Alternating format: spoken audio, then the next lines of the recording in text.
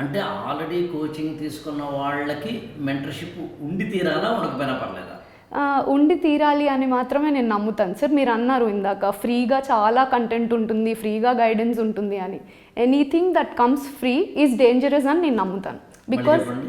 Anything that comes free is dangerous అని నేను నమ్ముతాను. ఎందుకంటే ఆ ఫ్రీగా వచ్చింది ఎక్కడ, ఎప్పుడు, ఎంతవరకు ఫ్రీగా తీసుకోవాలి అన్న క్లారిటీ మనకు ఉండదు.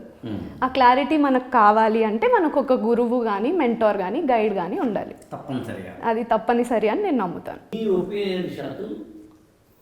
సో ఇప్పుడు మేడం చెప్పినట్టు I agree with her sir.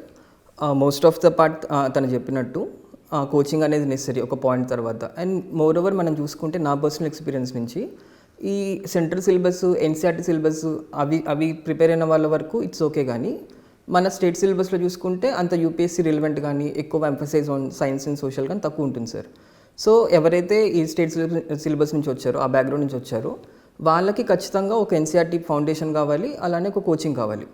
So ఈ స్టార్టింగ్ బేసిక్స్ వరకు మనకి కోచింగ్ కవర్ చేస్తుంది. ఒక 1.5 year కోచింగ్ అయిపోయిన తర్వాత మనం we can go in to self study as well as mentorship sir.